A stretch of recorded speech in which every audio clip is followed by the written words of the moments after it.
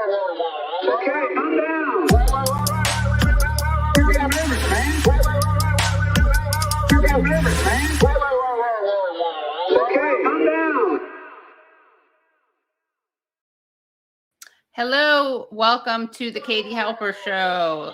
So excited to have you joining, and we have a really great show for you today. Now, you can't tell from where I am, but I actually am in Hawaii, and I will be bringing you some footage and video where you can see that I'm in Hawaii, but I'm visiting a friend I have who lives here, and I have some great guests who are going to talk about Hawaiian history and also what is happening today in Hawaii, and the struggle for independence and sovereignty, and also the organizing to protect water. So we're really excited. It's going to be great. This is such an important issue, and it's pretty neglected by Western media and US media. So we're really excited to be talking about it. And before we get into that, I just want to remind everyone to, of course, like the stream. You just like the stream, give it a thumbs up. That's a great way to help get the word out about the show. Also, please do subscribe. If you haven't already subscribed, you hit subscribe and then you hit the bell so you don't miss any great streams like the ones that we're doing tonight. Also, we will be doing a call-in right after the show, and that is a chance for you to use this free app you can use on your laptop also, as well as your Android or iPhone, and you get to ask questions. And some of our guests who are joining us tonight will be joining us on the call-in, which is very exciting.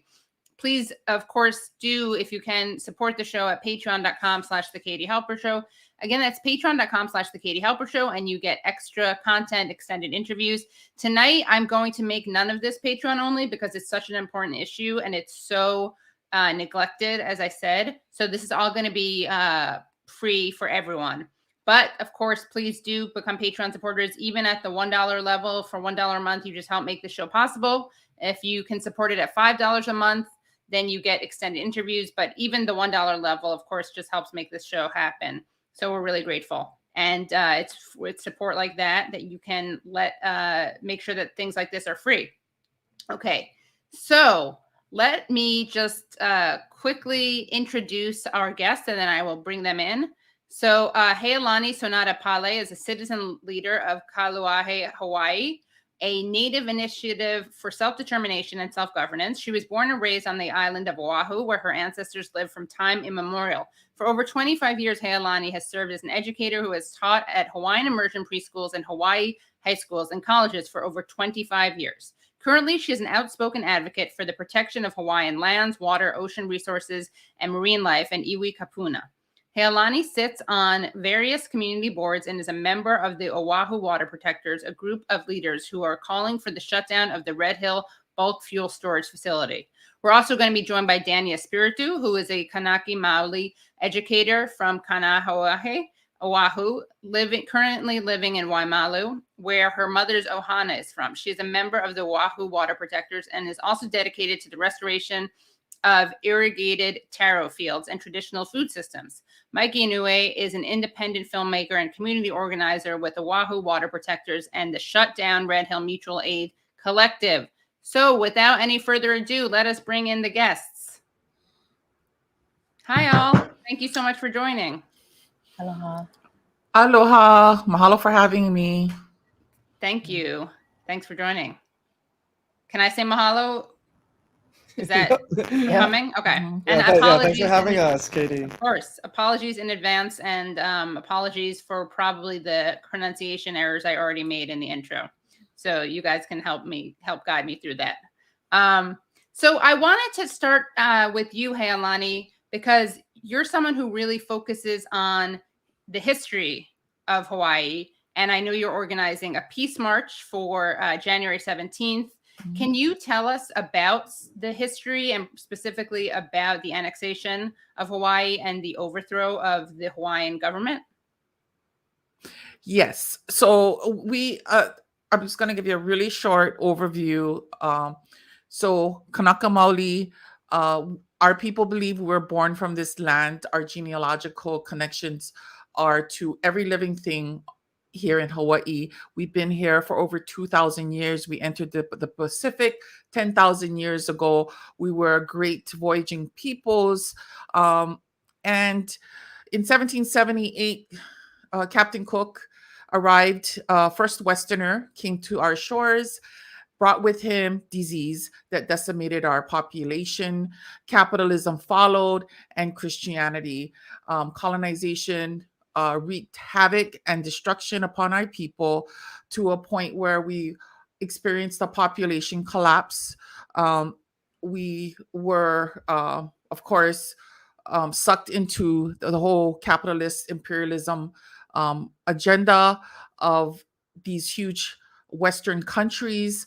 And by 1893, uh, there were powerful businessmen from America mainly that wanted more. Basically, by 1893, our population was still on the decline, but we still had our independence. We were a recognized nation in the family of nations from the mid 1800s, and 1893 was when our independent, peaceful Hawaiian kingdom was overthrown without cause by just a handful of businessmen to protect their interest here in Hawaii.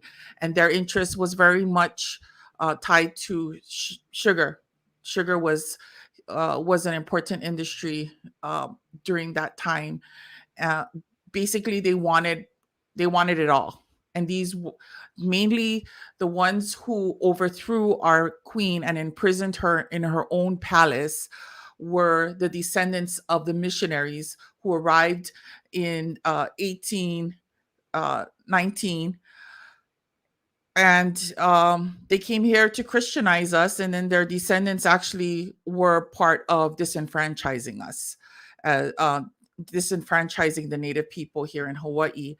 So, and that wrong that happened in 1893 was something that we have never recovered from, and the United States was a big part of the overthrow. They did land troops to protect these greedy businessmen who overthrew our queen and basically went after everyone loyal to her and imprisoned them, took everything they had. So and thankfully, our population went down to about 40,000 from 1 million.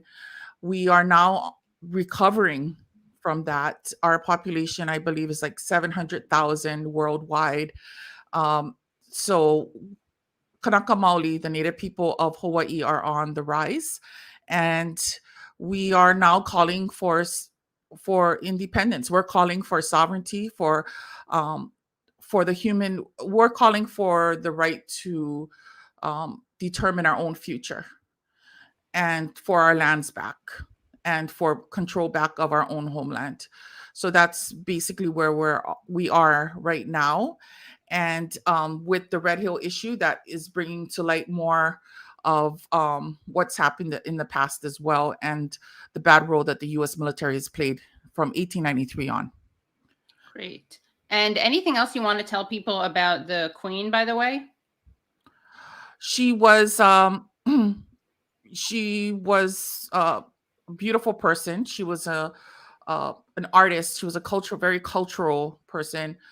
She wrote hundreds of songs, and she was very gifted. She was raised to rule. She was raised in Hawaii, she was born right here on Oahu.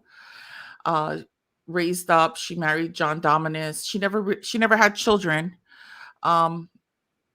but she was the last reigning queen, and to her dying day, she always called for peace. When 1893, January 17th, which is the infamous day, that great injustice that happened to our people, when they dethroned her with the support of the U.S. military. From 1893 on, she always called for peace. She never, our people wanted to fight back. We wanted to to grab the guns and arm ourselves and fight back. She always said, no, we cannot afford to lose any more Hawaiians. We cannot afford to lose any more of our people. We were decimated with colonization, with the arrival of Westerners. So she was a beautiful person. Yeah, and she has a great book that she wrote. Yes, The Queen's Story by Hawaii's Queen. You should read it. It's yeah. If you're here, you should read it. Before you come, actually, you should read it. Yeah. So you can understand what has happened and the great injustice that took place. And at the very end, while she was imprisoned in her own palace, she actually wrote a song called The Queen's Prayer, which asked for forgiveness for the sins of the men that did that to her.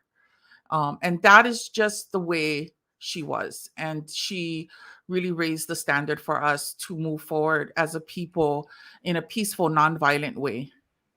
And that has been a hallmark of our people moving forward at Kapu Aloha.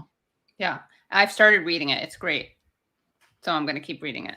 Yeah. Thank you so much. And we're going to bring Dani and Mikey back in to talk about the organizing that they're doing.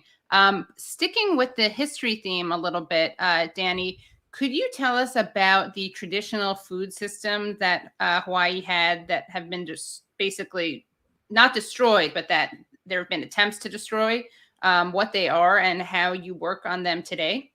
Yeah, mahalo. So kind of as Healani was speaking about, not only was Hawaii thriving before the time of contact, before capitalism and missionaries and all of these other factors had come in, but it was incredibly abundant. And so even if we just look at the island of Oahu and Pu'uloa specifically, which is tied so much to what we'll talk about today. Yeah, Pu'uloa is often known around the world as Pearl Harbor. But it's this place of abundance. In that harbor alone, there were over 100 fish ponds, some, specific to families. But that basically was the breadbasket for the Ewa community, for the entire, central south side of the island.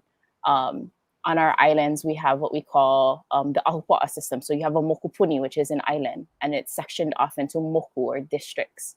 And on Oahu, we have 6 moku. And then within the moku, you have ahupua'a, which are often go from the mountain down into the ocean and include the ocean resources. And so everything that folks needed were within your ahupua'a. And there was this system where folks would not barter or not necessarily trade, but it was ha'awi aku ha'awi mai, kokua aku kokua mai. So you would give and receive freely, and that's how folks got what they needed. And so there was such abundance, and it was the understanding that what happened in the uplands, what happened in the Kula region, in the middle region where farming and things like that were done, and what happened in the ocean and included the ocean resources, all of that was connected.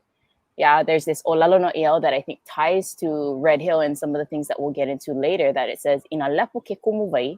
Yeah, if the source of the water is dirty, e ho'ea na kalepu i kai.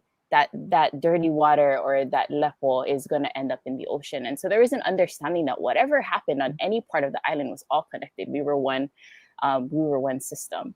And so as Healani said, at the time of contact, there were upwards of 1 million people, completely self-sustaining. We're surrounded by 3,000 miles of water in all directions, and yet we were able to sustain our population completely internally.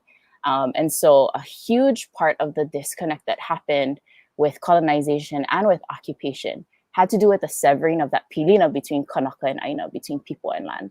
And it was a spiritual connection, it was a physical connection. Every Hawaiian today are the descendants of about 7% of the population that survived. And so to think about that, and the effect that had, the trauma that had on us as people, on our bodies, the things that we still inherit, as well as on Aina, who lost the caretakers that were meant to care for them. I think that is huge. And so over the last 40 years or so, there's been this resurgence, this cultural resurgence for sure, but this resurgence of understanding and reclaiming that connection between Kanaka and Aina. Yeah, there are thousands of names for rain. Yeah, in English we say rain, or in English we might say wind. In Hawaiian, there are thousands of names for each of those that are tied to specific places and specific characteristics. Like I grew up in Kare'ohe. Off the top of my head, I can probably identify 4. Like there's Mololani, there's Apuakea, there's all of these different rain names tied to that specific place. And so it's the development of an understanding of the subtleties of relationship to Aina and relationship to place and to land that allows us to be able to steward and to really bring life back. I think the growing of food is the product of that.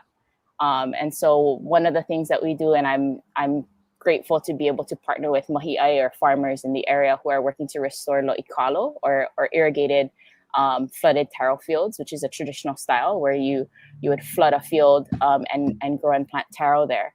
But in the Ewa community specifically, we had lo'ikalo, we had loko'i'a or fish ponds, all within our area.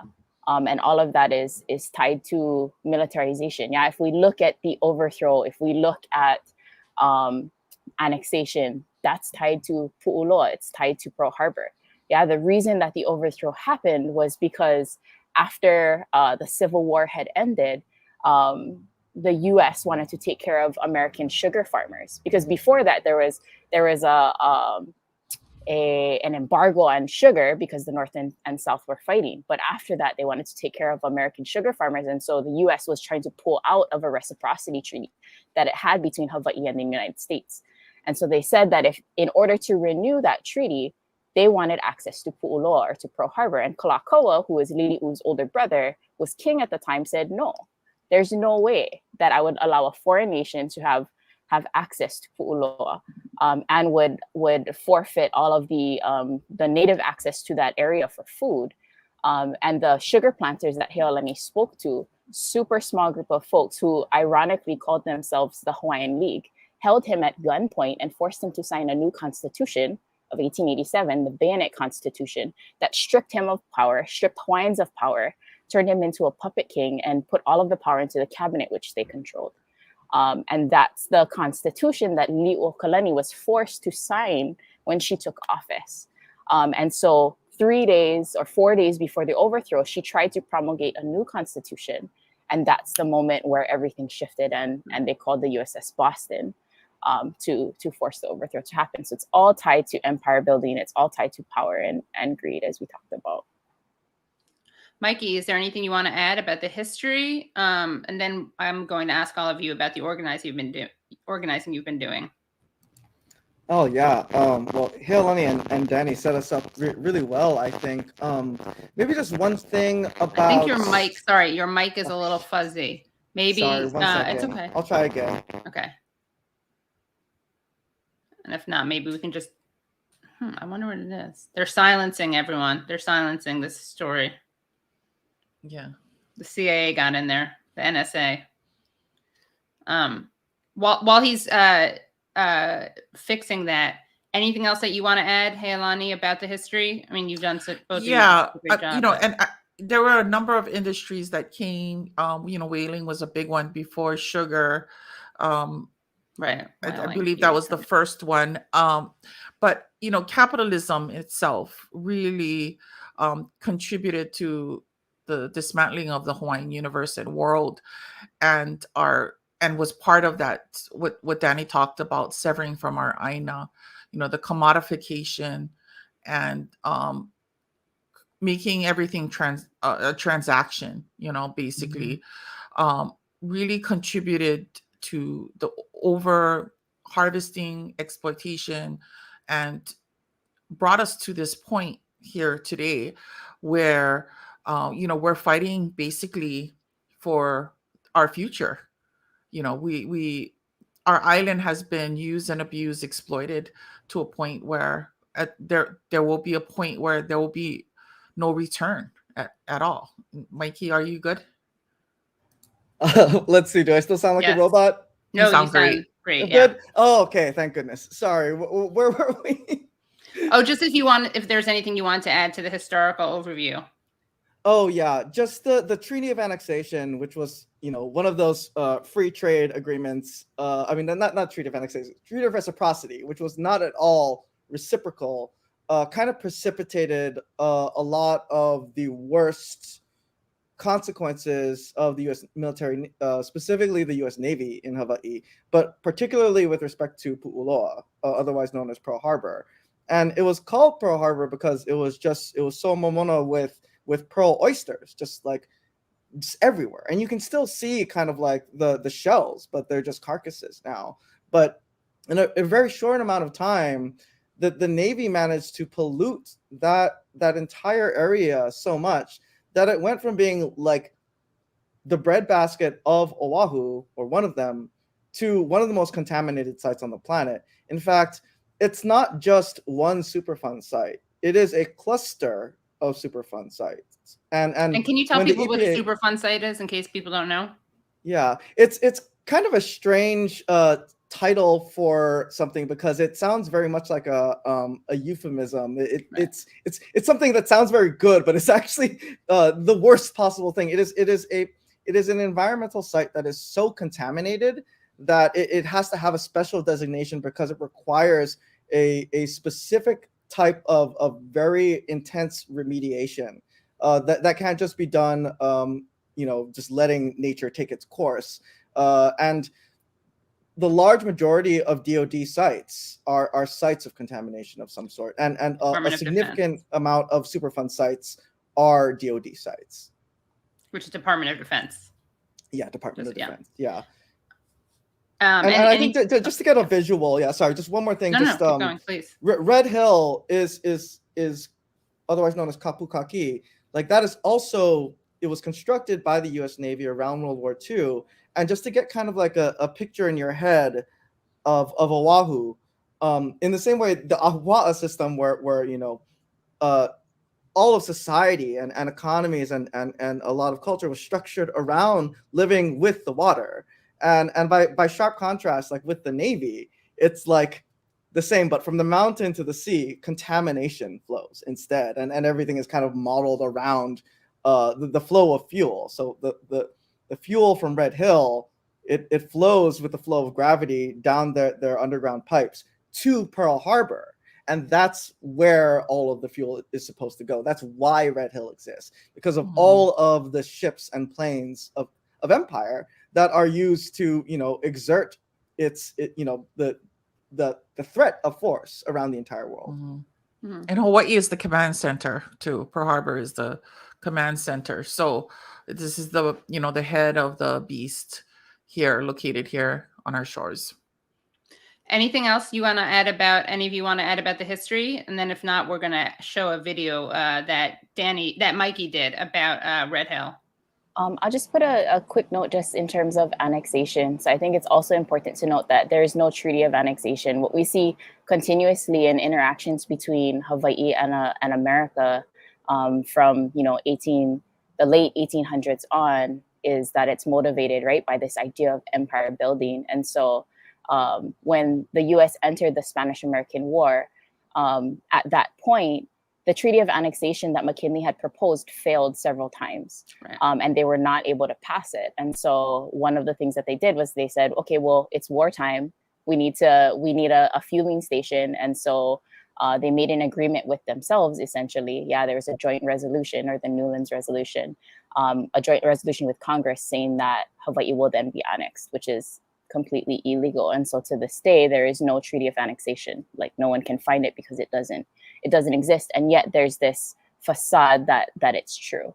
And so from that time, we've been operating under this illegal military occupation, which is kind of the justification of what we're talking about when we talk about sovereignty, both political sovereignty as well as sovereignty with food and with our economy and all of those things.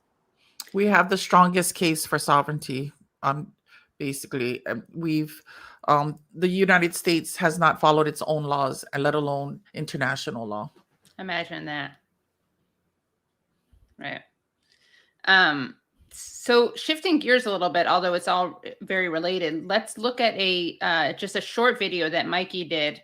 Mikey's a great filmmaker. Let's look at the short video that Mikey did about Red Hill. Despite their arguments against it, the Navy is being ordered to drain their Red Hill fuel tanks. Within the last hour, a hearing officer sided with the Department of Health. On December 12th, Governor Ige issued an emergency order to drain the Red Hill fuel tanks after a series of leaks and thousands in military housing were sickened by jet fuel. Hearings officer David Day called the facility, quote, a ticking time bomb. The tanks are a, quote, metaphorical ticking time bomb that poses a threat to human health and the environment. A metaphorical ticking time bomb just 100 feet above a major aquifer here on Oahu. This is probably going to give me a headache.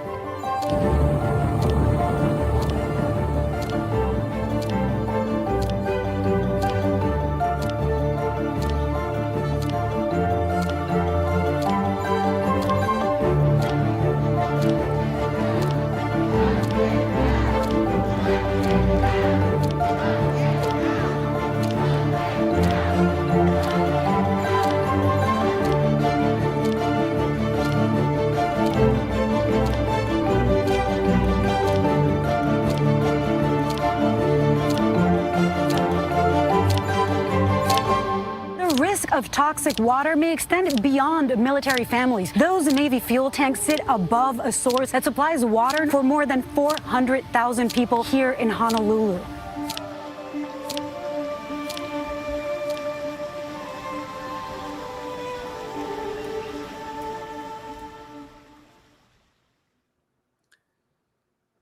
So what is the status of Red Hill right now? And what else do people need to know about it? Mikey, you can go. Well, it's definitely still leaking. Oh, your audio again. Oh, yeah, gosh, your audio. Yeah, so the fuel is still there, still sitting above our aquifer, still a threat to our future and a threat to life on this island on Oahu. For over a year, we have been organizing, raising our voices, and demonstrating against Red Hill and calling for the immediate shutdown and defueling of this facility. And to this day, it has yet to happen. It has yet to materialize. And we have coming up against the U.S. military has been like a David and Goliath story. It's basically community people and affected family members who have been super vocal about the situation. And unfortunately, the state of Hawaii and our elected leaders here have been pretty much the doormat for the U.S. military. They have allowed this to happen. There was a huge spill of 27,000 gallons back in 2014. And for 8 years, our legislature and our elected leaders did nothing. They were told that this was inevitable, that it was inevitable that another spill would happen. And then what happened was 93,000 people on the Navy water distribution system that flows from Red Hill were poisoned. Children, families, and most of them were military families, which to all of our surprise, the military poisoned their own servicemen and women and their families, as well as other Oahu residents, civilian residents, and Kanaka Maoli. And they're threatening our people now. So, yeah, I don't know if anybody else wants to go. Yeah, I can jump in. So as Healani said, they began the unpacking. So essentially when the facility was put on pause, there was still fuel, about 1 million gallons of fuel in the pipes. So that was drained, but there's still over 100 million gallons sitting in the tanks. And the tanks themselves, they're 250 feet tall, and they sit only 100 feet above where we get our drinking water from. And they were constructed in the 1940s. So there are holes in the tanks. They've been leaking. There have been documented leaks from the late 1940s. So essentially from when they were built, they've been leaking. Some of the statistics show that there's about 5,000 gallons that leaks consecutively, like every year, just because they exist and they're old. In terms of the impacts, not only does this impact our drinking water, but on an island, this impacts everything that we do essentially. So if our drinking water is compromised, it will affect any sort of housing developments, because in order to get a permit, you need water. I was at a neighborhood board meeting last night. They're drilling new exploratory and testing wells in my community, because the water for my house and the water in my community is now coming from somewhere else, because the 2 wells that it drew from have been shut down. So 3 of our public drinking wells have been shut down as a result of this spill, as a precaution. And so they're needing to drill emergency wells. We're in a water crisis and a water shortage right now because of that. As it said in the video, 20% of our island, where 20% of our island gets our water from, that well was shut down.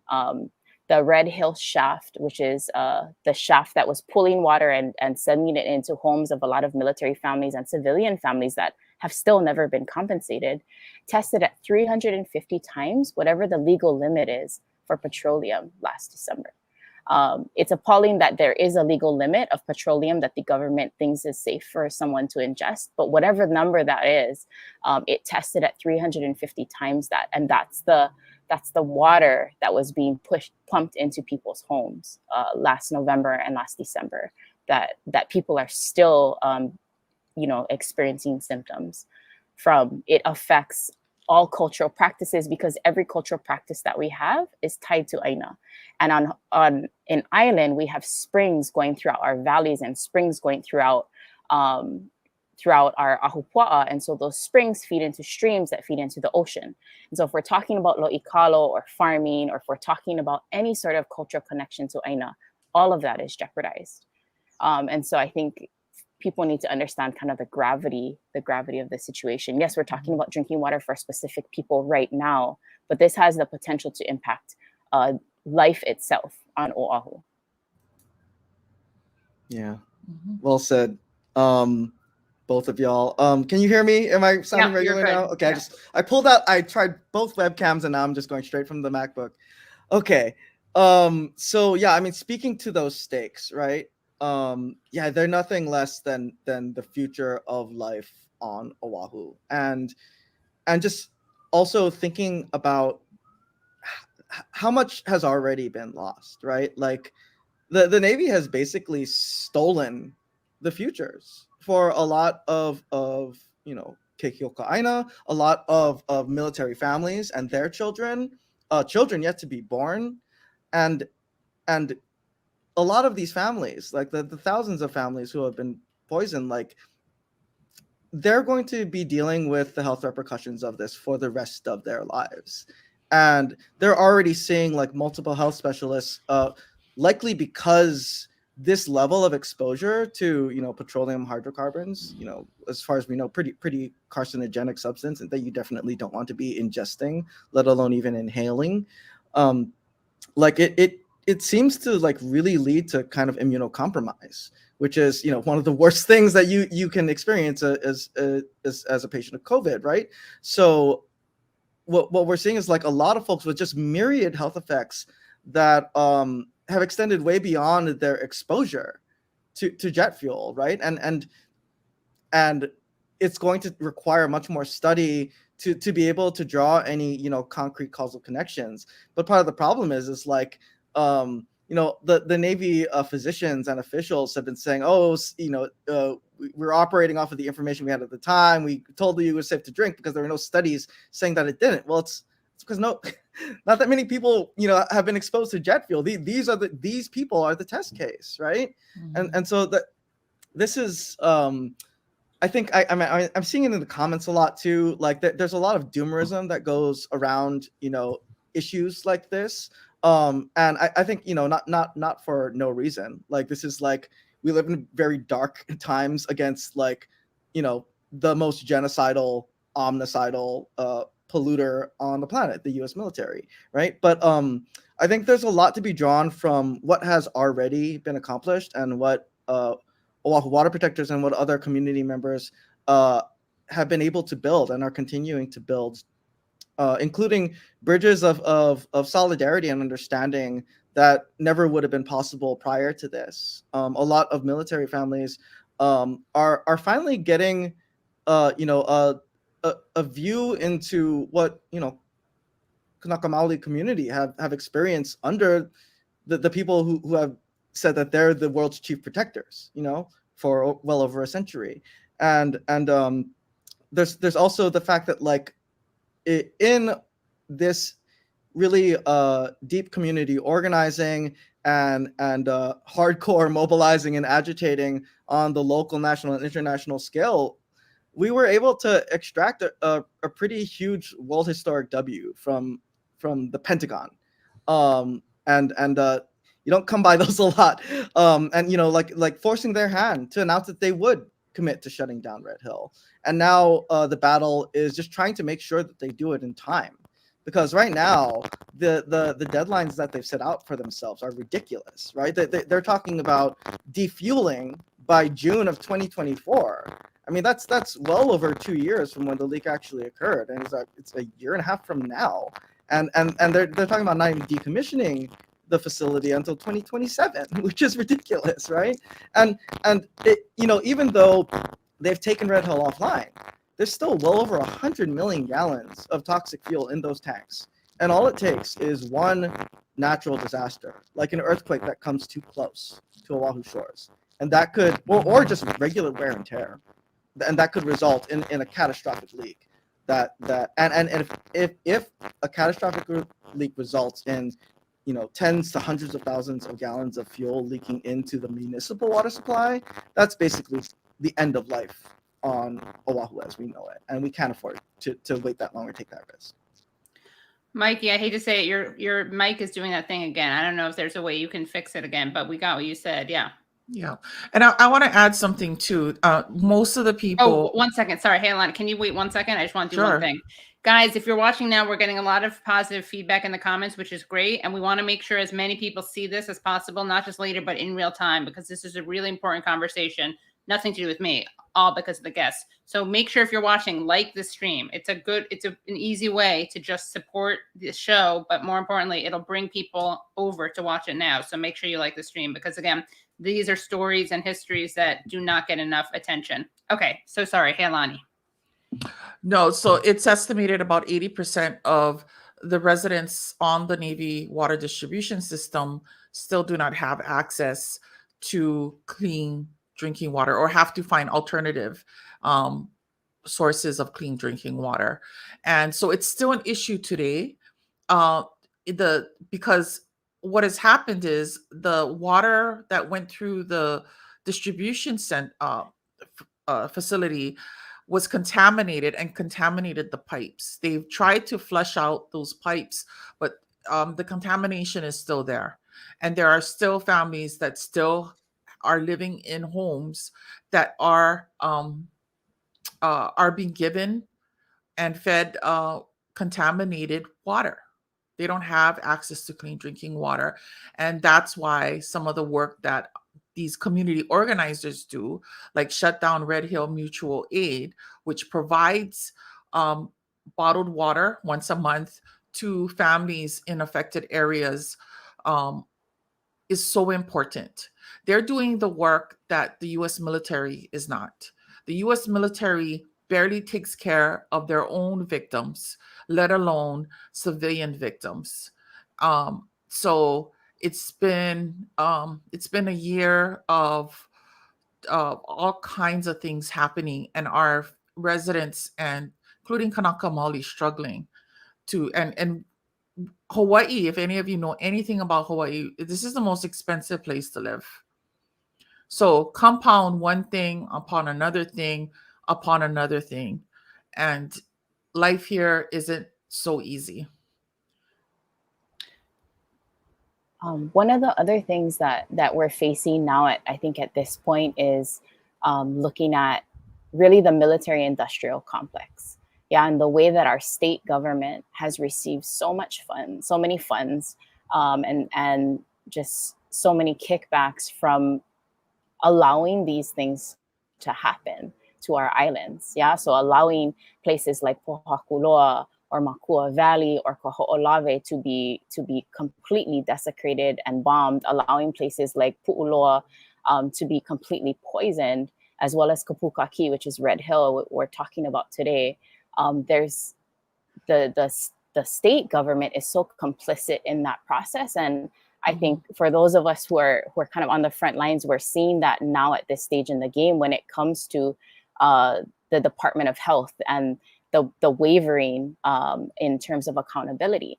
The Navy can say from the front that the EPA and the Department of Health are the regulatory entities. And if they don't regulate and if they don't hold them accountable, then whatever the Navy does is completely legal. And so I'll give you an example. We were recently at a Board of Water Supply meeting, and the Board of Water Supply is the public water supplier for our island, but they're a private entity that is contracted. Their expectations for water quality are like, is nowhere near the same as the expectations that the Navy has for its water system, which is the one that Healani is talking about, where 80% of the people on the Navy's water system don't trust the water, and is nowhere near the regulations for the Department of Health as well as the EPA. Yeah, they're holding themselves, the Board of Water Supply is holding themselves to a higher standard, and so they're asking the EPA and they're asking the Department of Health to raise their standards, and the response was that there was no evidence to show that elevated levels of jet fuel or that elevated levels of AFFF or PFAS, which is this cancer-causing, essentially liquid cancer that never goes away, that bioaccumulates in your system, that could cause cancer for centuries, people that will be alive centuries from now, that there's no evidence. The research doesn't show that reducing the environmental action level is beneficial, and so they're refusing to do that. And so right now, those are some of the things that we're battling up against: is needing to engage the EPA, needing to engage the Department of Health, and understanding that at least on the state level, those entities are both incredibly fearful and loyal to the military because of the amount of money that comes into into Hawaii, and so that's a whole nother level of things that we're facing as well.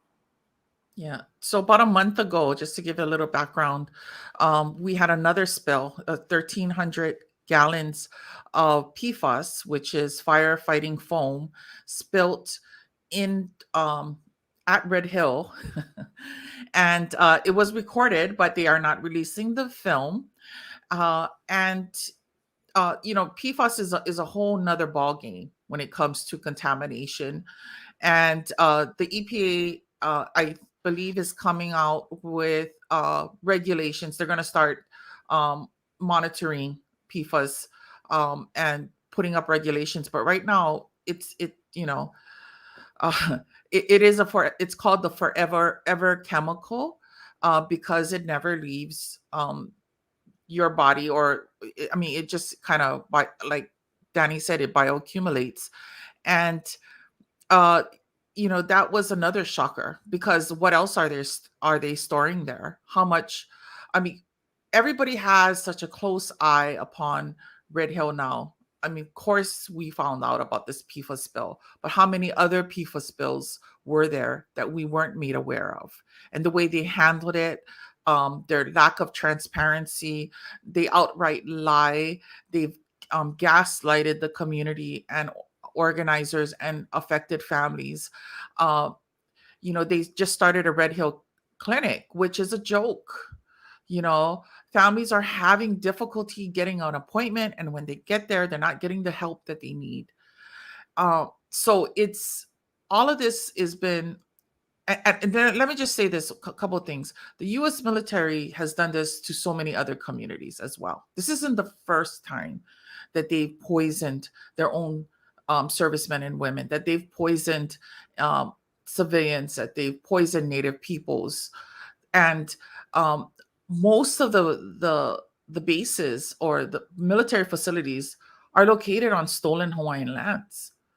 And so their whole existence here in Hawaii is based upon they need to occupy, they need to oppress the Native people of this land in order to even be here because it rightfully belongs to us, but they've stolen it, used it, abused it, polluted it. They are the biggest polluters in the world. Dani, I know you have to leave shortly. Anything else you want to make sure that we touch on while you're here? And thanks for being so generous with your time. Oh no, mahalo for having me and for having us and for covering this topic. I think with the folks that are engaged on this call, I think one of the biggest things that people can do is continue to educate ourselves about the issue and continuing to educate each other about the issue. It's become abundantly clear that nothing will happen if we don't do anything and if we don't say anything. And so it's going to take engaging, our congressional delegates. It's going to take, engaging within the system as well as making a lot of noise outside of it, and pressure from all ends. We shared with Katie some links on to petitions and things like that folks can sign, ways that folks can support. Yeah, ways that folks can support. With resources, like Healani said before, in terms of the movement, right? Like we're needing to engage on the federal level, within the state governments, and then as Mikey them are doing with the shutdown Red Hill Mutual Aid Collective, on the ground with families who literally are living off of bottled water right now, bathing, brushing their teeth, all of that off of bottled water, because the Navy is continuing to assert, and the DOH is allowing them to do that, continuing to assert that the water coming through their contaminated water system is clean. And so if folks feel moved in any capacity, then yeah, please feel free to give. And then yeah, mahalo, Mikey just reminded me. So one of the things that I mentioned before in terms of potential cultural impacts is that the movement of fuel has the potential to go through springs and then affect our food systems and our land and waters in general. So the place, one of the places that I help to malama or help to care for is Ka'unohi, which is a lo'ikalo in the Ahupua'a of Kalawau in Ewa. And one of the projections is that should the plume, right? So in the aquifer, there's a plume of fuel and whatever chemical additives that the Navy still has not disclosed, that's moving throughout the aquifer. One of the projections shows that with a catastrophic leak, it shows the potential of that plume to move into Kalawau Springs, which are the springs that feed that lo'ikalo. So we've been doing testing and whatnot to make sure that everything is safe, but that's really the stakes that we're talking about. Like I can look at a map that folks have produced, that researchers have produced, that shows me that the place that we're working to restore has the potential of fuel to come out of it, based on their projections. And so, if for folks on the call, like if you care about Hawaiian culture, if you care about the rights of people to water, if you care about human rights in any capacity, I think all of these, this is an issue that affects I think all communities, and we're seeing that in ways that folks have also come together. Great, thank you. Zach Curtis asked any mutual aid type groups, and literally there's the Red Hill Mutual Aid, which Mikey's works with, and we'll put the links to those in the description. We'll see if the feds will let me. Is my audio okay? Yeah. All right. Okay, cool. So yeah, Shutdown Red Hill Mutual Aid on Instagram, on Twitter. You can find us also on Venmo at Shutdown Red Hill Mutual Aid. And for over a year, we have been providing hundreds of cases of water, clean drinking water, to folks every month. And we are also organizing a community in Kapilina Beach Homes. And Kapilina Beach Homes was actually recently bought out by one of those large, amorphous investment firms, Blackstone Group. So they are pretending like the problem is solved, that the water is clean. In fact, they're even explicitly telling people who are asking whether or not the Red Hill contamination has been sorted out. They're saying, yes, it's fine. The water is testing clean. And just last month, a Kanaka mother with a family of 12 who moved in recently. She showed me pictures just in mid-December of her baby who's not even 2 years old, just covered in rashes, and it's heartbreaking and it's infuriating. And this, meanwhile, the landlords are telling this family and so many other families like hers that this water is not the cause of it. Her hair is falling out. Her daughter's hair is falling out. Her whole family has all sorts of gastrointestinal problems and headaches and brain fog, which is highly consistent with exposure to petroleum hydrocarbons in your water through bathing or drinking. And there wouldn't be so many people picking up this water from us every month if the water was clean. There wouldn't be people like just not even showing pictures. They're just showing their bodies to us as they walk out of the car, showing that their proof is their bodies, that this water is not safe, right? And it's because no matter how many millions of gallons of water the U.S. military flushed out of that system every single day, it's sticky. Jet fuel is sticky, and it's sticking to the lining of the pipes most likely, and to the fixtures. And unless they spend, the hundreds of millions of dollars or potentially billions of dollars in infrastructure spending it would take to actually replace those pipes, it's not going to be clean. And that's also just assuming that the contamination plume, isn't moving anymore, right? And it still could be.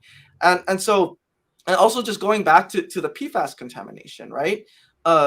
Healani had mentioned just like it's a whole nother ball game, right? Because when it comes to TPHD, what you measure, those compounds in jet fuel that are poisonous, that's measured in the parts per billion, and they were ingesting in the hundreds of thousands of parts per billion, and that's terrible, right? But PFAS, what's considered within the realm of acceptable, is nothing. And the EPA has actually dramatically scaled down what they consider to be a safe amount. And it's in the quadrillions, parts per quadrillion. So, I mean, imagine one drop of water in a swimming pool. That's like 1 part per billion. Imagine like 20 Olympic-sized swimming pools, and 1 drop in there, that's a part per trillion. And so that's how little PFAS is required to actually contaminate a water source. And like Healani mentioned, just like on the anniversary of the 1-year anniversary of the Red Hill jet fuel spill, they spilled 1,300 gallons of AFFF concentrate. And this is concentrate. Just imagine orange juice, right? Like it's 3% military spec concentrate. You're supposed to match that with 97 parts water before you even make it firefighting foam. So that spilled directly above our aquifer. And we just have to hope that it's somehow not going to follow the path that water has followed for thousands of years into the aquifer, right? So that's kind of the issue that we're dealing with right now is this ongoing contamination with jet fuel, and then this bomb that is already dropped and is kind of like exploding in slow motion, and we just hope we're not in the blast radius. So yeah, plenty of work to be done. Yeah, I think like with this whole Red Hill catastrophe, when the fuel leaked into the water system, into the water distribution system, the U.S. military initially lied about it, and then they provided water only for military families, but not civilian families, and there's still families that still don't have access to clean water. And, that's a real issue. And with PFAS, it was kind of like almost swept under the rug. I mean, at this point, they should provide an alternative source of clean drinking water for every person who may be affected by the contamination. And they haven't done that. And they haven't owned up to all the health issues that they've caused, long-term health issues they've caused these families. And even from the 2014 spill, there are still families dealing with health issues from then. And a lot of people are commenting in the comments, and this struck me too, about the similarities between this and Flint, Michigan. I mean, yeah, where they're also drinking, if they can afford it, bottled water. Yeah. And the insanity of this fake state of Hawaii is that in about a month, they'll be opening a wave pool, the largest in the world, that will be filled with over 2 million gallons of fresh water, drinking water, just a few 100 feet away from where families are still reeling from the effects of contaminated water. And that's the insanity that we have to deal with, because greed rules here in Hawaii. Capitalism has been, a bane of our existence, basically. Yeah, and is my audio still okay? Yeah, you're fine. Okay, I think what Healani just pointed to, and what a lot of people in the comments are pointing to is the one thing that, like, there's so many different things about Flint, Michigan, right? It was technically like a government issue, but I mean it was in large part due to state capture by capitalist interests of local government, right? And what connects these issues, and what connects all water issues around the planet, it is capitalism, and the way that the flow of capital under this capitalist system has basically become more important to the ruling class than the flow of water, and because, like, the flow of water, which is life itself, runs in opposition to capital flow, right? They will prioritize capital every single time. And that's why this ruthless, like, world-ending system has to be overthrown and replaced, and restored with indigenous lifeways, with land return, with water return, because and this speaks to the biggest lie of U.S. empire. Like, we've heard a lot about, like, the many lies. Dani and Healani went through a lot of them, like the lie of the treaty, the existence of a treaty of annexation, right? The myriad lies that Healani pointed to, that the Navy has told their own service people, as well as the general public, as well as the Native Hawaiian community, throughout this crisis, even precipitating this crisis when everyone was warning them that Red Hill was a disaster waiting to happen. The biggest lie on top of all of this is that the U.S. military keeps us safe. And I think Red Hill and all of the crisis that connect with it is all the evidence you need to know that the opposite is true, that we, in fact, keep us safe, that water keeps us safe, and that there's none of the boogeyman that they have cast for us to hate at any given moment, from Russia to China to the DPRK to Cuba to Iran. None of them have even threatened to do what the U.S. military has already done within the past 2 years to this island. And I think that's something important for those who are still kind of on the fence about whether or not to consider themselves a U.S. patriot, to really consider, like, who is actually keeping us safe and who is actually putting us in danger.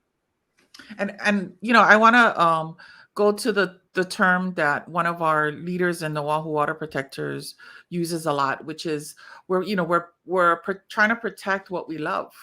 Basically, this has been a movement of love, of life. We love life, and this is about our future, but it's about, and what's connecting us, all of us from different backgrounds. I never thought I would organize with military families, as well as settlers I've never met, because I've been in the Hawaiian sovereignty movement for so many years. What connects us is love, and this has been a movement of that, just that, because there's no way other to describe it. We're not doing it for anything but to protect life and to protect those that we love. That's great. Thank you so much. Well, I know you have to go, Dani. I just wanted to ask, so thank you for joining. I had another question for you, Healani, if you have time. Sure. Great. Hui ho, thank you so much. Thank you. Hi, Dani. Hi, Dani. Hello, Dani. Can you talk about what is going to be happening on January 17th? Yeah. So in just a week away, we are going to be commemorating the illegal overthrow of the Hawaiian monarchy, when it's a day of infamy that has affected us through the generations.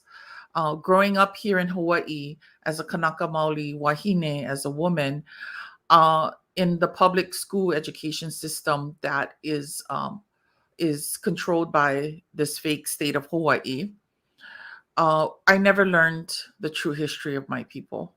In fact, I was taught that my ancestors were savages who killed their own children, who sacrificed their own people and were oppressive to their own people, and that we should be grateful and happy to be under the U.S. Control. And it wasn't until my later years that I find out, when I went to, actually I had to learn it in college, was a student of Dr. Haunani K. Trask.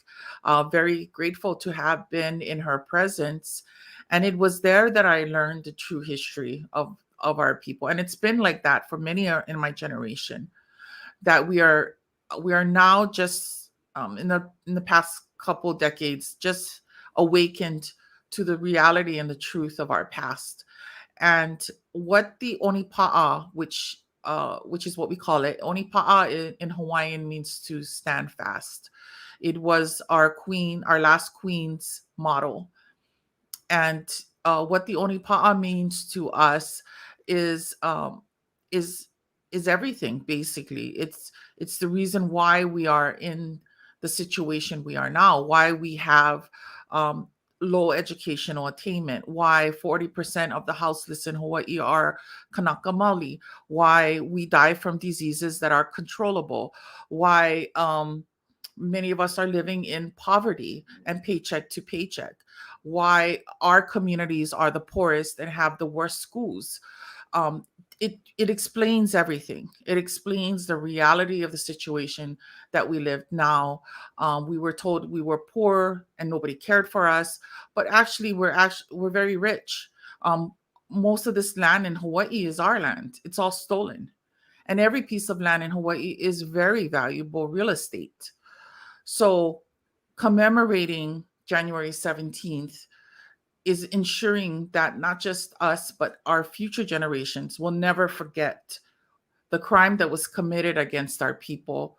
And we still feel the effects of the overthrow. The overthrow happened to the Native people of this land. And we are 130 years after the fact.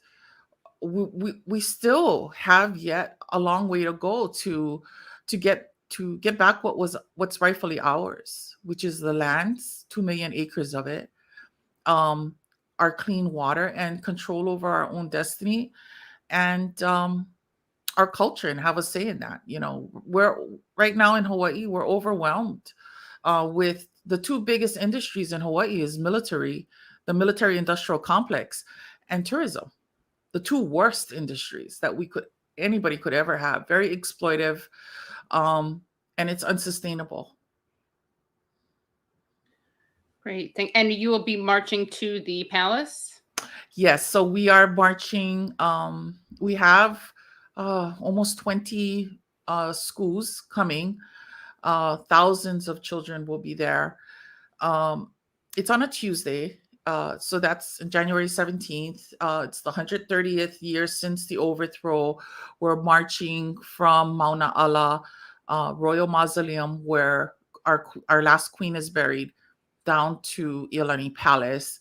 And there we will have music, we will have speeches, we will have educational booths, and it's really a great time to come together. And Hawaiians, Kanaka Maoli, are very unified in many ways culturally.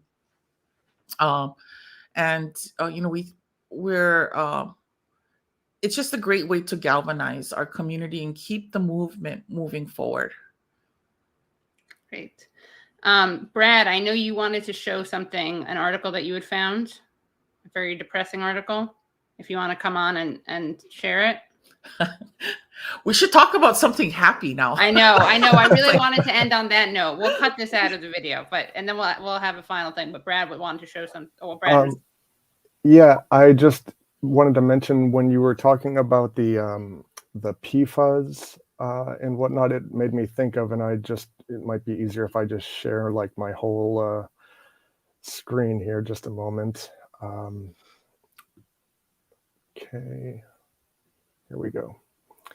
So there's this company 3M, which makes so many things. Most people probably use them and they don't even know it, but it seems as though in 2018, Minnesota reached a settlement from 3M for $850 million due to their PFAS damaging their drinking water and natural resources around the Twin Cities in Minnesota. And then I also, a few days ago, just saw that 3M is in hot water again over PFAS. It looks as though California Attorney General might be bringing a lawsuit against them. And then on top of that, also recently, 3M pledges to exit PFA manufacturing, though it says that they will do that by the end of 2025. So that means that for the next 2 or 3 years, they will continue producing these things, which I would think it would be nice if they would just stop doing it right now. But just thought of, So anything non-stick, water resistant, those types of products are the products where PFAS is in a lot of products. It's in a lot of things. And if you want a really good background, go on Amazon. It's $3 to rent Dark Waters. Mark Ruffalo's movie. It's awesome. Gives you a great understanding and background of PFAS. Right. Yeah, and just also for the audience, we have already put some links mentioned during your conversation in the YouTube description, along with a Hawaii's Story by Hawaii's Queen link, and then whatever aid groups you want. KaLāhuiHawaiʻi.net. You can go to our website. Okay. If you want to support our march on Tuesday, you can give a donation there. We have a donation page. So it's at KaLāhuiHawaiʻi.net. And we are a Native initiative for self-determination and self-governance. Great. Yeah, so I'll put that in there as well. And just thank you both so much for making the time to come on and bring awareness to this. Thank you.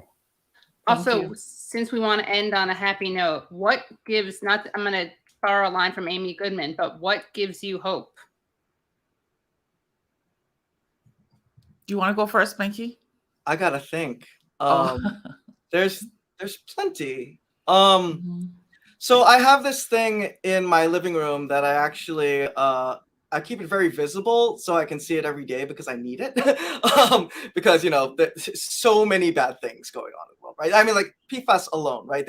They just recently discovered that PFAS is in detectable levels in all rainwater everywhere on the planet, right? And that's terrifying, right? And there's so many other terrifying things like that, as particularly related to climate change, through all of the systemic oppression all oppressed peoples face around the world. And it's kind of hard to think that we alone have anything to do with it, or just an outlook alone. Well, it definitely won't do anything about it, right? But it's something I learned from Miriam Kaba. Hope is a discipline.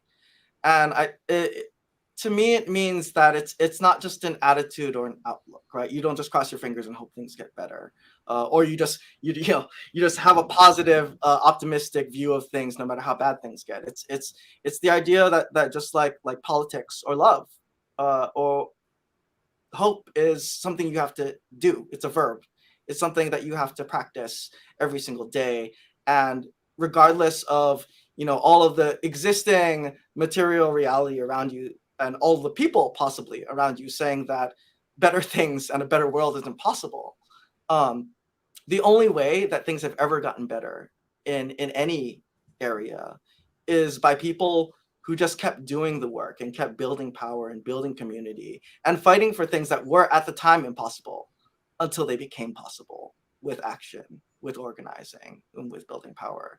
And I think something to be really hopeful for is that through all of this terrible tragedy, our community has been able to learn how to be in community with each other in ways that we never would have thought possible. And we've been able to discover the power that we have as a community, as an organized community, in ways that we never would have thought possible. And I think we've been able to show that power to the greatest power on the planet, the most oppressive power on the planet, to the US military, in ways that I'm sure they, in this modern age, never would have thought possible. And as we continue to build across not just our local communities, between indigenous people and military families and settlers, but also on the international level, with indigenous communities on Turtle Island and all over the world, and also with the international left and oppressed people all over the world, that power is only going to increase. And we're going to start to see more and more tears in that paper tiger. And that's what I'm hopeful for. And by the way, I'm going to pass the mic to Healani again, but make sure you join the call-in right after this, because Mikey and Healani will both be on it. Or at least Mikey will. I'm not sure about you, Healani, but... yeah, I have a few minutes. I can be on the call. Yeah. Great. So I, with this movement, this is, I've been in the movement for a few decades now, and this movement was different from any other. And for many years, part of the way we operated as Ka Lāhui Hawaiʻi was to engage in work within the system as well. What this movement has taught me is the value of working outside of the system and the power in numbers and people.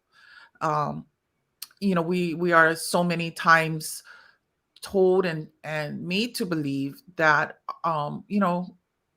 we're, not to hope, or not that we're powerless, as people, as advocates in the community. And that is so not true. And that's what this movement has taught me. We have been more effective than our elected politicians in making the U.S. military actually admit that, yes, they have to shut down Red Hill. In a matter of months, the Department of Defense Secretary, made the announcement, I think it was in March 2022, that the U.S. military will shut down the U.S. naval facility at Red Hill. And to me, that is a huge accomplishment to get them to that point. And all of it was community organizing. They didn't pass a bill to make the U.S. military do it. You didn't see any of our elected leaders organizing to push the Department of Defense to do it. It was community. It was community advocates like Dani and Mikey and Hanaloa and Wayne and Healani and Gina and Nani. I mean, there's so many of us. And, you feel, I think for me going forward, and what I would tell other advocates is, don't let them make you feel like you do not have power. You do. Your voice is very powerful, especially when it is aligned with other community voices. And I think that is one of the most important lessons I've learned this year. And that gives me hope.